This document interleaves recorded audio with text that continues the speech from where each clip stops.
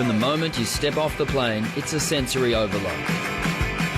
From the sweaty chaos of the streets to the air-conditioned luxury of the resorts. Here, designer stores compete with pushy street hawkers. It's a grand bazaar of sights, smells and sounds, framed by Bali's famous beaches with some of the world's best surf. But there's a far more sinister side to this beautiful place. The robberies. And that's when they pulled a gun on me. The shocking rapes. I thought, I'm going to die now. And the murders. She'd been stabbed 37 times. But Heidi Murphy was to die terribly, in a frenzied and unbelievably callous attack in the place she so dearly loved. Around a third of the nation's sex workers are under the age of 18. When Indonesian and foreign observers alike discuss human trafficking, they usually talk about the plight of Indonesians sent to countries like Malaysia. But the problem inside Indonesia is just as bad.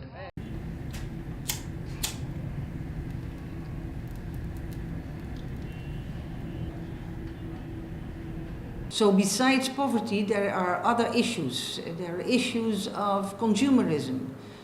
As you can see here in Jakarta, for young poor people, it is difficult to survive in a city with all these luxurious things around them. And they want nice phones, they want nice clothes, they want nice makeup, everything. The trafficking of local children into the sex industry is outstripped by trafficking in just one other sector: domestic labour. In the glitzy shopping malls of the capital, maids are commonplace, running after the children of the elite and the burgeoning middle class. Even when all goes well, advocates say the maids are often on call 24 hours a day. Many have their salaries withheld until the one time in the year when they are allowed to visit their families, and then they're often paid much less than promised.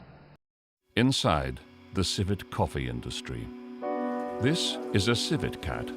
Peter Asia found that in order to make kopi luwak, civet cats, many of whom have been caught in the wild, are confined to small barren cages and fed a diet of coffee berries.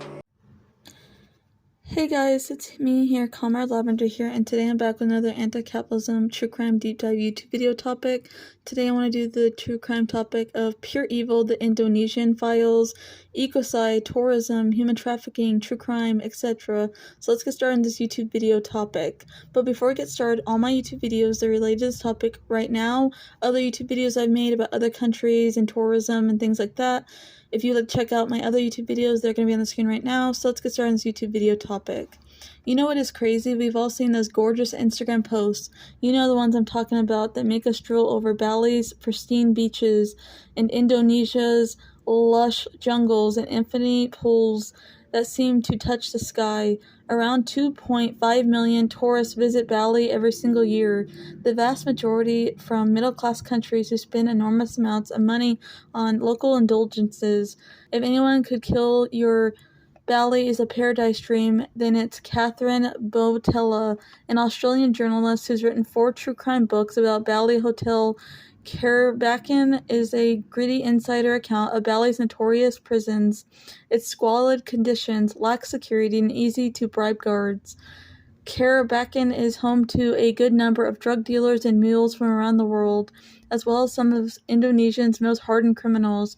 Particularly scary about checking into Hotel K is the average Aussie or Brit smuggling in coke, Italian or American caught in a cruda nightclub with a tab of E gets indiscriminately housed with local murderers, pedophiles, members of the island's notoriously violent Lasker Bali Army criminal gang, or even terrorists. Within the Hotel K complex is also a women's prison, which is dangerously open to male prisoners for a small bribe. In that jail for 9 long years sat Aussie Gold Coast beautification Stephen Kirby, busted at Dinsmore Airport with 9 labels of cannabis. She denied knowing it was in her luggage. Kirby was sentenced to 20 years in Hotel K and became a cause celebrate for the Australian media and subject of a biography by Catherine Bonelila, No More Tomorrows, 2008, Bontella has gone on to write 2 further exposes of the Bali drug scene, Snowing in Bali, The Incredible Inside Account of Bali's Hidden Drug World, 2012. Bali has seen its share of horror, colonial occupation atrocities, volcanic eruptions, tsunamis, and a wave of terrorist bombings across the country. Yet Bali has endured and remains to many the very image of an island paradise. Dark side of child sex tourism in Bali. Tourism has become a crucial sector for Indonesian society, especially in Bali. However, the large influxes of tourists has brought in various issues, including the involvement of children in sex tourism. The illegal involvement is further exacerbated by the rise of child sex tourism, which includes acts of pedophilia and abuse of minors. There are existing laws in Indonesia that protect children from sexual violence and exploitation. However, the team expressed concerns that enforcement of these laws remains very weak. In terms of traumatic impacts, survivors experience serious physical injuries, including leg lacerations and sexually transmitted diseases. Psychologically, they face distressing dreams, flashbacks, post-traumatic stress disorder, heightened sensitivity to stimuli, negative cognitive changes, and shifts in reactivity. Bali is very renowned for its nightlife parties. In these parties, numerous amounts of residents and tourists come from entertainment purposes. Prostitution is a sinful crime against the moral ethics and civility. However, in Bali, sex tourism is broadly practiced. The survey observation results show that some women are becoming a part of sex tourism due to poor financial conditions. Travel agencies and sex magazines are significantly at play promoting sex tourism through brochures in Bali. Sex tourism is using social media sites to attract the attention of clients. For serving the needs of the clients, the sex tourism industry has taken this type of incentive.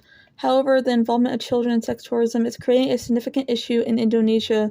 The people are entering the sex tourism industry due to earn quick money. Among the people of the sex industry, most of them are underprivileged, deprived families from middle-class families. In Bali, male sex workers are referred to as the Kunta cowboys. The male sex workers are involved in providing sex services to foreign tourists. Apart from this, gay and cross-dresser prostitutes are also available in Bali. More tourists mean more hotels, more waste, and fewer resources for the locals.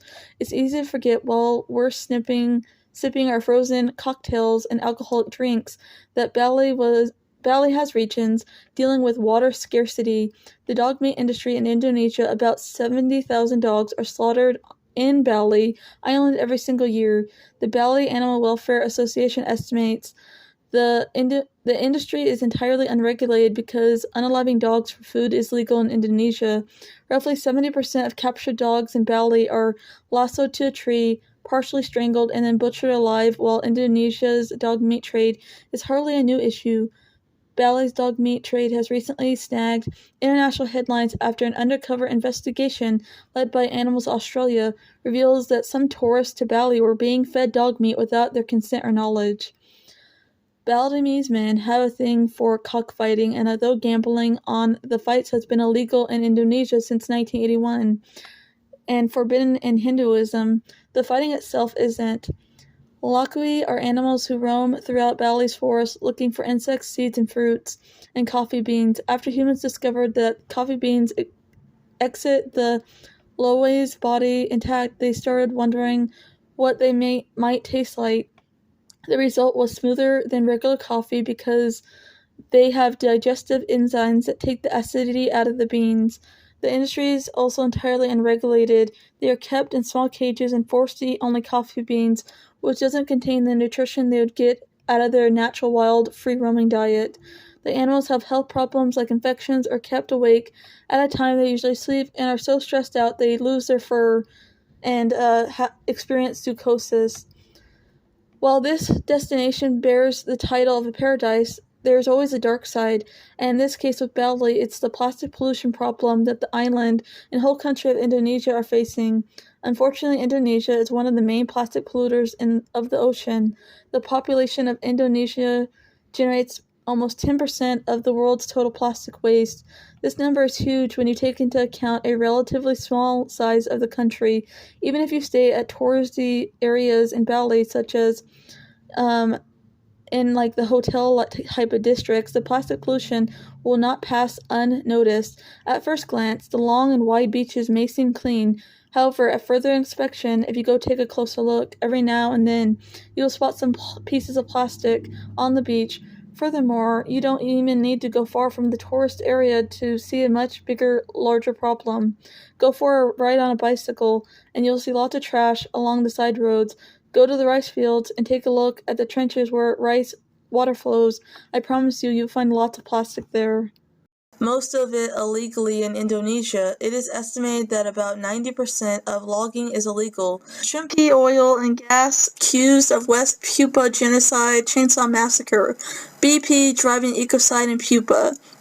BP driving human rights abuses in West Papua, behind the Indonesian fascist regime's veil of secrecy away from the world, media and journalists who are prohibited and banned from entering West Papua. BP has been busy financing the Indonesian fascist military and the fascist regime of Indonesia and the police force to work as their private security watchdogs and murder indigenous West Papuans who dare to get in their way of their ecocide.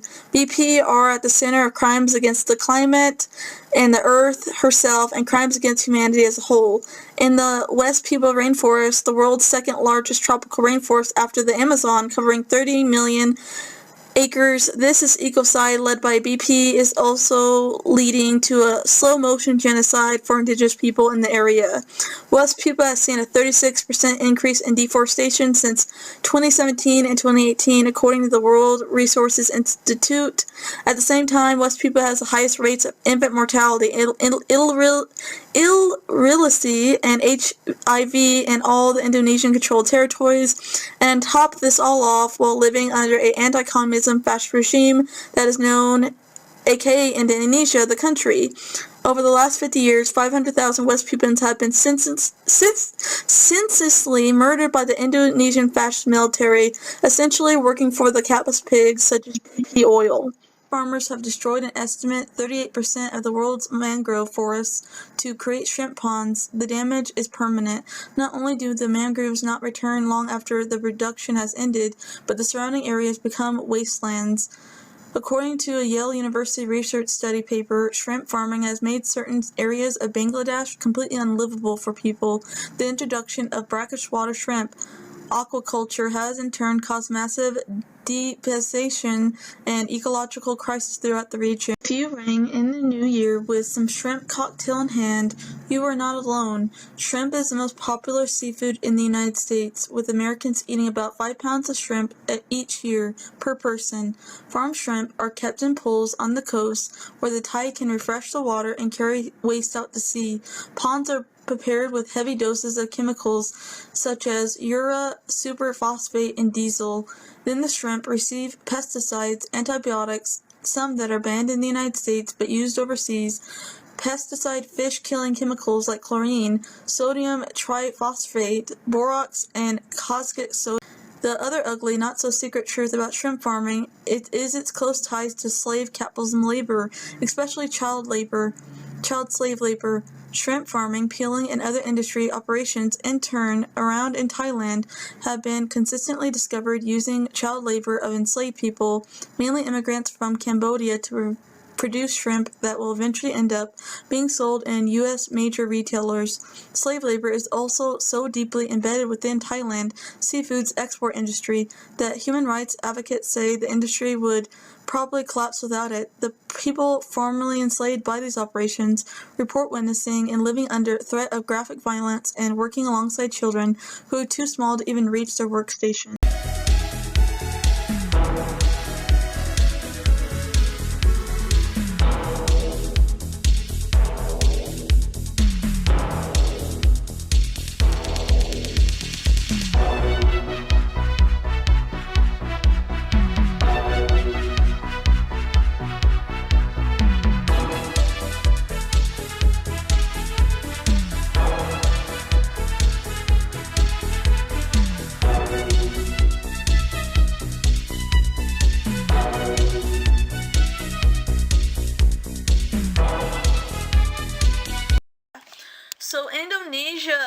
anti-communism propaganda runs rampant in this country.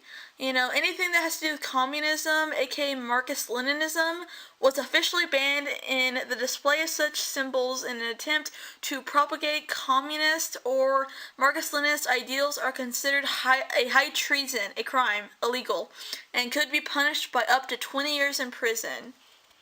All for just, you know, people wanting to, you know, fight, you know, for, you know, rights and stuff. They'll literally throw activists in prison, you know.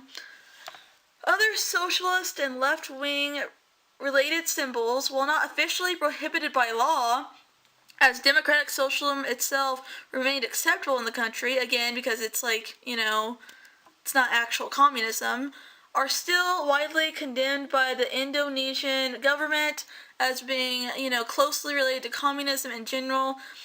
These include the red star, the socialist hardigree, the red flag, the anthems or slogans such as the International and the slogan Workers of the World Unite. The hammer and sickle has become systematized in the country, which itself is very similar to how Nazi symbolism is treated in the West in general. As such, displaying anything that is like pro-communism symbols in public, even without any political intentions, is still regarded as highly offensive to the government of Indonesia. Indonesia is one of the first countries in the world to ban communist symbols as a whole. In April 2017, Indonesian police detained a Malaysian tourist at a hotel for wearing a t-shirt with an image of the hammer and sickle symbol, which is a communist symbol. The tourist was not aware that communist symbols were banned in Indonesia. The police seized the t-shirt and released the tourist after giving him a warning. In May 2018, a Russian tourist was also detained by police in Bali for displaying a Soviet victor banner, which also contains the communist symbol. Communism, fascism in Indonesia, and Western imperialism. History of this conflict. West Papua was originally populated by the Malaysian people some tens and thousands of years ago. After a little contact with the modern-day world, it was finally formed, colonized by the Netherlands in 1898. The islands that now make up Indonesia were also colonized by the Dutch at that time, but when the Republic of Indonesia became an independent nation-state in 1949, West Papua did not join the country. The Dutch government recognized that West Papua was geographically, ethnically, and culturally different than Indonesia, and so the Dutch government began preparing and processing West Papua for its own independence through the 1950s, and at the end of 1961, West Papua held a congress at which its people declared independence and raised their new flag, the Morning Star. However, within months of this, the dream was crushed and dead. The Indonesian government wanted all the former Dutch colonies in the Asian Pacific region, and the Indonesian military soon invaded West Papua. Conflict broke out between the Netherlands, Indonesia, and the indigenous population regarding control of their territory. Unable to make a secure enough support for its invasion of West Papua, the fascist Indonesian government, let me remind you that they are very anti-communist, Indonesia is, and they're also pro-imperialism, aka fascist regime. The hammer and sickle has become systematized in the country, which itself is very similar to how Nazi symbolism is treated in the West in general. As such, displaying anything that is like pro-communism symbols in public, even without any political intentions, is still regarded as highly offensive to the government of Indonesia. Indonesia is one of the first countries in the world to ban communist symbols as a whole. In April 2017, Indonesian police detained a Malaysian tourist at a hotel for wearing a t-shirt with an image of the hammer and sickle symbol, which is a communist symbol. The tourist was not aware that communist symbols were banned in Indonesia. The police seized the t-shirt and released the tourist after giving him a warning. In May 2018, a Russian tourist was also detained by police in Bali for displaying a Soviet victor banner, which also contains the communist symbol. Indonesia turned to the Soviet Union for help. It was at the height of the Cold War, and the United States government was worried that Indonesia was seeking support from the Soviet Union might increase and spread communism in Asia and the southeast of Asia. We all know what happened to the people in Indonesia who were communists. The United States did a coup of the country and murdered, hundreds of thousands of pro-communist supporters. And nowadays, Indonesia is just a fascist regime with just full-on pure fascism. Just take one good look and do some research and you'll find that out. Like, Indonesia has probably the strictest anti-communism policies and communism phobia in, the modern day world. By 1969, there was widespread resistance to Indonesian rule. The Indonesian fascist couped military had killed and imprisoned thousands of indigenous people, pupils, and also any pro-communists in the 7 years it occupied the country. Yet it was under these conditions that the people were supposed to exercise their right to self-determination. It was agreed that the UN should oversee a plebiscite of the people of West Papua, in which they would given two choices: to remain part of Indonesia or to become an independent nation on its own. This vote was to be called an act of free choice. However, it was a fraud and a sham. Instead of overseeing a free and fair democratically election, the UN stood by like the Western imperialists they are. While all fascist anti-communist regime in Indonesia rigged the voting system, people under fascism, there's a lot of corruption and censorship, declaring that the pupils were too primitive, aka a racist rhetoric, to cope with democracy. The Indonesian military handpicked just over 1,000 representative people out of a population of 1 million, bribed them and threatened to kill them and all their families if they voted the wrong way, aka pure fascism. So strong was the intimidation that despite widespread opposition to Indonesian rule, all 1,000 people voted to remain part of Indonesia because they were threatened with their life. Despite protests from the indigenous pupils, a critical report by the UN official, and the condemnation of the vote in international media, the UN shamefully sanctioned the result of West Papua has remained under control of the fascist Indonesian state ever since. Co-signing the fate of 1 million people to live under the brutal occupation and fascist regime that ensured is one of the most shameful chapters in the history of the UN. But this is just all typical act by Western colonizer imperialists, resistant to the Indonesian colonialism. Resistance to the Indonesian fascist occupation started from the first days after the invasion. An armed guerrilla movement called the DPM Free Papua movement was formed in 1970 to resist the colonization and fascism that is happening in West Papua. The OPM carried out a number of guerrilla attacks on the Indonesian military and the holdings of multinational companies who have taken Papuan land and resources, aka pure capitalism. Capitalism just loots and loots and loots. Just once again, capitalism puts profits over lives of everyone, the lives of Mother Earth, people, animals, etc., including a successful attempt to close down a Freeport gold and copper mine in the area. Armed mostly with bows and arrows, the small, ragged, but determined OPM fought an almost unknown war against the well-armed, Western-backed, fascist Indonesian military for decades. Now on to the present-day history events of the whole West Papua situation, the genocide.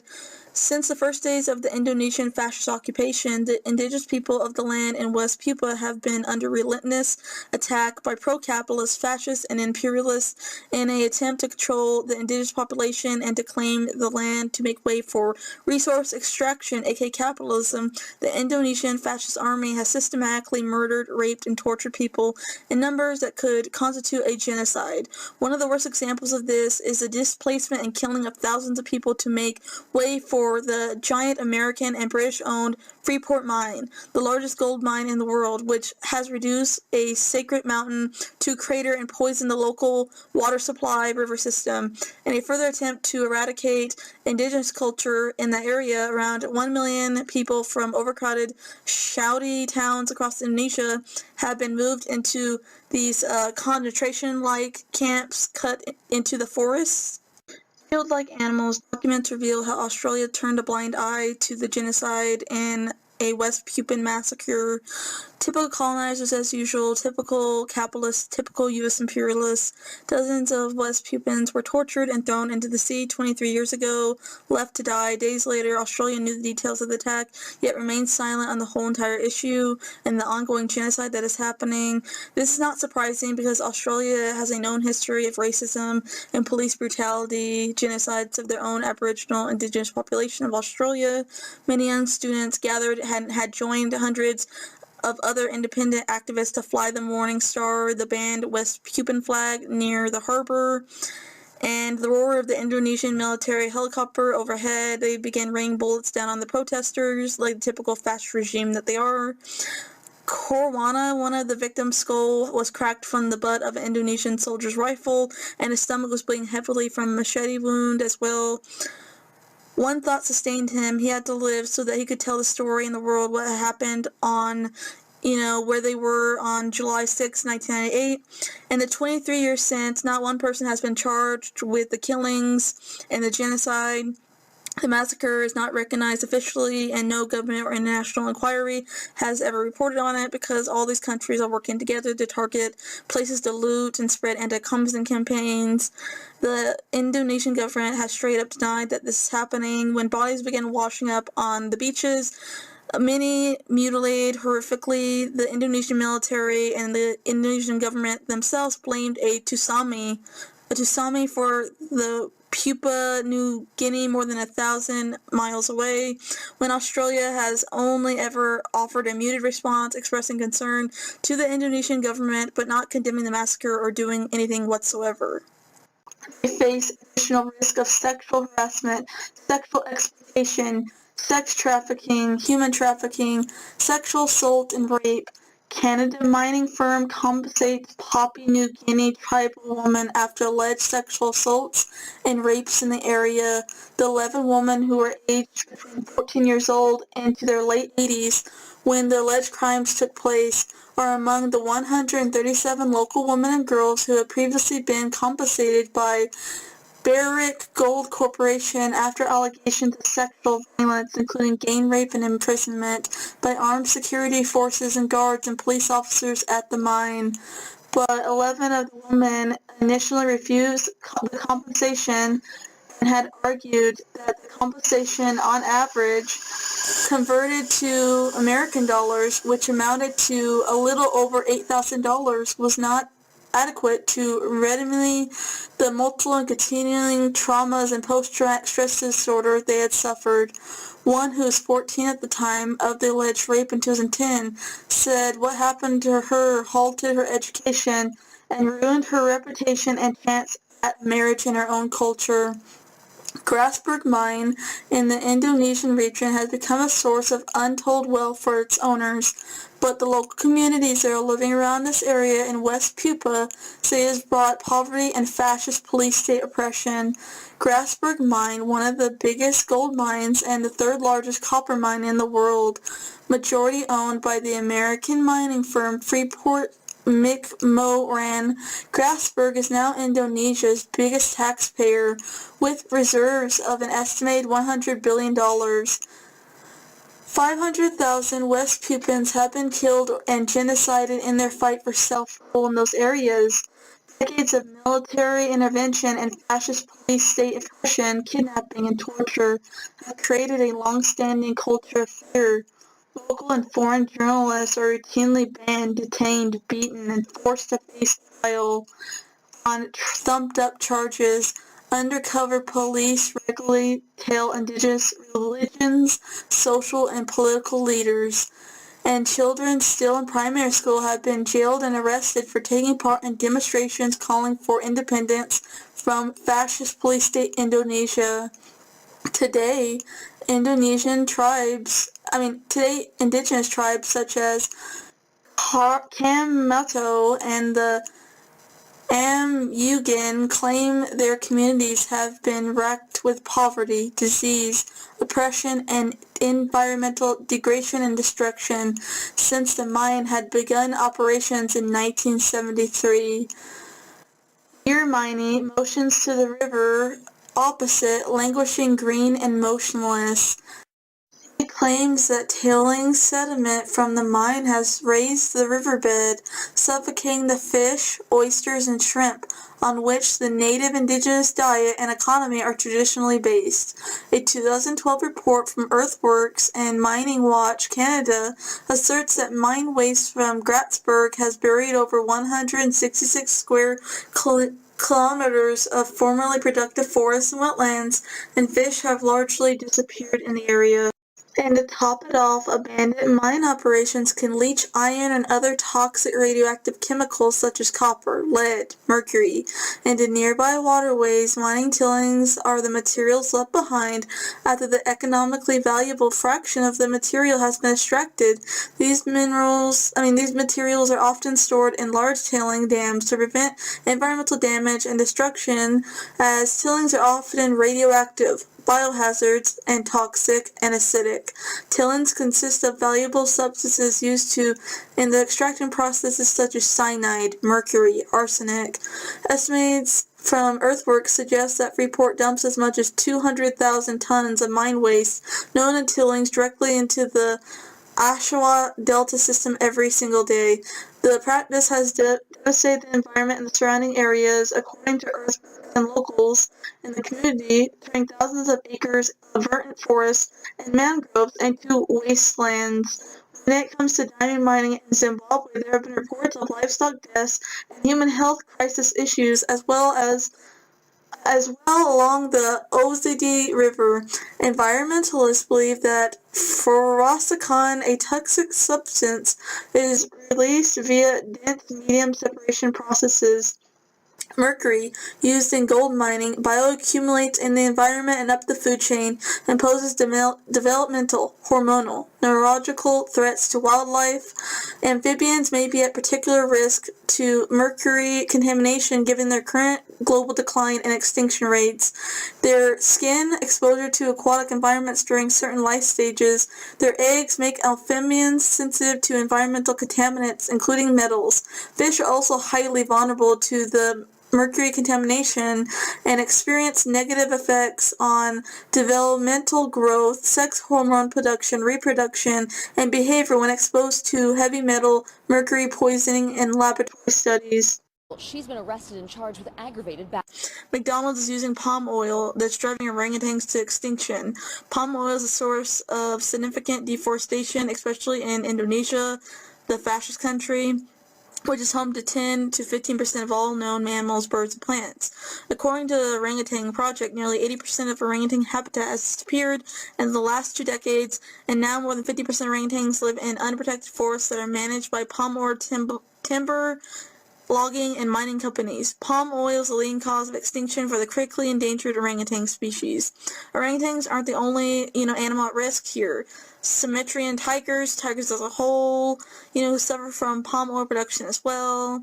There are thought to be only 400 of those tigers left. Pygmy elephants, Sumatran rhinos, how the rhinos are going extinct because of capitalism and poaching. Capitalism isn't a sustainable.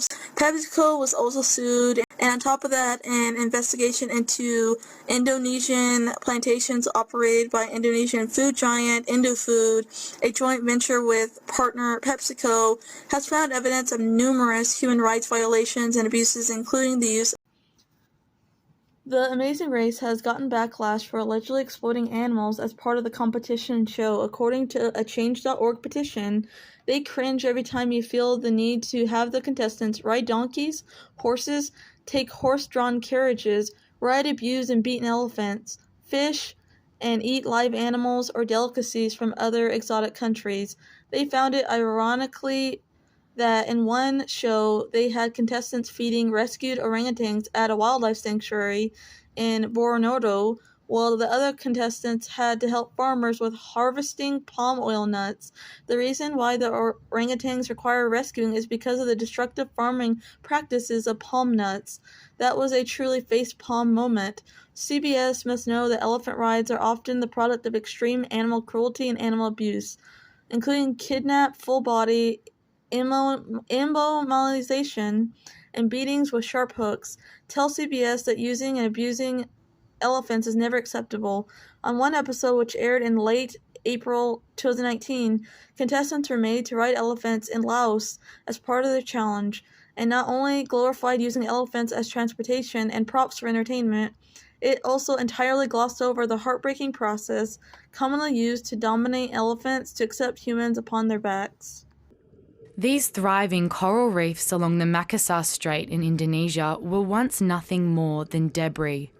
Poachers were using illegal practices like bomb fishing and reef poisoning to increase their catch.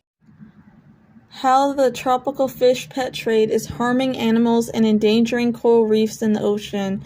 Around 80% of exotic fish are imported to the United States or captured illicitly using the toxic compound sodium cyanide. Fishermen spray this chemical onto the fish and stun them. Once sprayed, the fish are momentarily unable to move and breathe, making them easy to catch. Sadly, not all fish pull through from the poisoning. Some die instantly, while others perish a few hours later. Those who do survive this experience are packed up and shipped across the world for sales in pet stores. Not only is cyanide harmful to fish, but it also damages the surrounding environment. Many tropical fish live in coral reefs. When corals are exposed to cyanide, it can have a toxic, devastating effect and cause coral bleaching and death. Additionally, if the toxin remains in the reef, it can further impact other non-target fish who become in contact with it as well. A square meter of reef is destroyed for every live fish caught using cyanide, said biologist Sam Mamakag of International Marine Life Alliance in the Philippines. With the world's coral reef teetering on the edge of extinction, this is no small impact. Over 20 million fish are caught every single year, fueling this $300 million industry.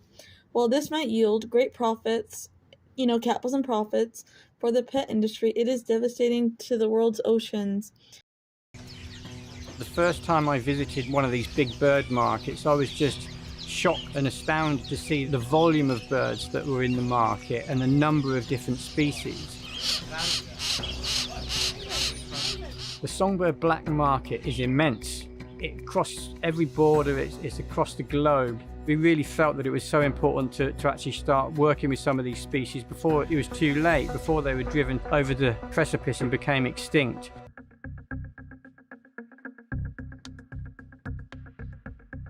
Wildlife trafficking openly perpetrated at Shrita Bird Market. PETA recently captured video footage of illegal wildlife trafficking at Bali's Shrita Bird Market. A shop owner was filmed offering monkeys and a slow lotus for sale. Slow lotuses are nocturnal primates and are protected species in Indonesia. The trafficking of monkeys into Bali is illegal. Obtaining these animals in order to sell them is a deadly business. Baby monkeys are often illegally abducted from the jungle homes after hunters kill their mothers.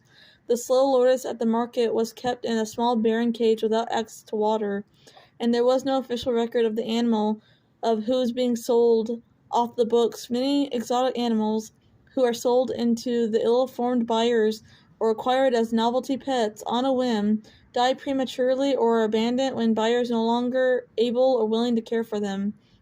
PETA is calling on law enforcement and the Ministry of Environment and Forestry to investigate this illegal and violent trade and file the appropriate charges against the perpetrators in this industry. Just last year, the same shop owner was caught selling monkeys, who were confiscated. The shop was given a warning and agreed to never sell monkeys again, yet it brazenly continued to sell illegally imported animals. The wildlife trafficker even compares his activities of those to the mafia. Indonesia's booming cage bird trade is fueling trafficking and threatening bird extinction. Beyond the boxes of chirping parakeets stacked 4 high, 2 bamboo cages hang from the low ceiling. Inside each cage is a chattering lory, a forest-dwelling parrot endemic to North Maluku, which over the past 25 years has seen its population plummet by between 30 to 50%, according to BirdLife International. Indonesia is a global hub for the wildlife bird trade, given its abundance of bird species and deep-seated tradition of bird keeping. The country boasts over 1,600 different birds, 419 endemic species, and 132 globally threatened birds. At the bird market in Indonesia's capital, Jakarta, Thousands of birds are crammed into wire and bamboo cages for sale. Here, buyers can purchase birds from across Indonesia, as well as Asia and Africa. Similar markets operate through parts of Java, Sumatra, and Bali. Dirty and smelly places where dozens of threatened bird species are openly sold. The scale of caged birds trade and how long worried conservationists, and many say the hobby is taking an unsustainable toll on Indonesia's wild bird population, but the extent of its impact is hard to gauge. A recent study of bird markets in Sumatra, however, seems to have confirmed a link between Indonesia's thriving caged bird trade and the plummeting native bird populations. Statistics indicate that illegal wildlife trafficking generates between $7 to $23 billion annually. This trade is a vast criminal enterprise. Additionally, it is estimated that 1 out of every 4 bird and mammal species globally is caught up in the wildlife trafficking trade. On World Otter Day in 2019, a new documentary film had been released that shined a light on the illegal trade in the Asian small-clawed otter, a species listed as vulnerable in the wild and in decline by the International Union for the Conservation of Nature. Produced by wildlife photographer and filmmaker Aaron Gozowski for the wildlife charity World Animal Protection, Pet Otters, The Truth Behind the Latest Wildlife Craze, an investigative project that reveals the poor conditions these wild animals endure and their unsuitability as pets. Corralled into tiny cages made to play with playing consumers at Otter Cafés, or kept as pets in private homes in places like Tokyo, Japan, and Indonesia. The business is highly profitable and may be linked to organized crime, according to the film's undercover investigation. Manga Bay interviewed Golotsky as the film was being released to hear what he learned. Tokyo has now more than half a dozen Otter Cafés, which variety in terms of contact with visitors are allowed, and the conditions our otters are kept in. At some of the cafes we visited, otters were confined to small rooms filled with people allowed to run riot. Others were locked in cages for the majority of the time and day. The otters' welfare was severely compromised for the entertainment of visitors, as Cassandra Cohen, global head of campaigns for World Animal Protection, noted. The otters are heard whimpering, shrieking, and making distress calls while customers are interacting with them. Some are kept in solitary confinement conditions with no natural light. Others are seen biting their claws and exhibiting traumatized post-traumatic stress disorder behavior. Some of the worst housing conditions include small cages with no access to water. During their lengthy investigation for World Animal Protection, we visited an otter community in Indonesia, multiple otter cafes in Japan, and otter celebrity in Tokyo, wild otter populations in the heart of Singapore, exotic pet marketers in Jakarta, and interviewed an undercover investigator unearthing links to the Japanese mafia. Along with this, we spoke to experts and conservationists to investigate this growing trend and the potential impacts on the otter populations. What we found was a highly complex network of organized crime. The trade in otters as pets is an interlinked trade network involving farmers, hunters, collectors, dealers, enforcement agencies, and transportation operatives. The explosion of the famous otters on social media trend is driving the demand for otters as pets, making it a lucrative capitalism business. The practice of honor killings tragically occurs in other parts of the world, but is almost unheard of here in the United States. When a young woman strays from what her family expects and she tries to stand up for what might be her legal rights, her family may retaliate by killing her or hurting her in order to avenge her misbehavior and clean its own honor, redeem itself in the face of the community. Primarily occurring in parts of the Middle East, South Asia, and North Africa, cases of honor violence are now being found in Europe, Canada, and the United States. Honor killings are a scourge in most Muslim countries and are carried out with impunity in Pakistan and other countries, aiding in a femicide crisis. A look at the occurrence of honor killings around the world and around the globe and in Pakistan, according to the Human Rights Watch, honor killings are acts of vengeance generally committed by male family relative members against female family members who are accused of bringing dishonor upon the family. Almost 1,000 women are executed every single year by their male relatives in the name of honor. Since it's women who bear the brunt of this inhumane practice, honor killing is also referred to as femicide.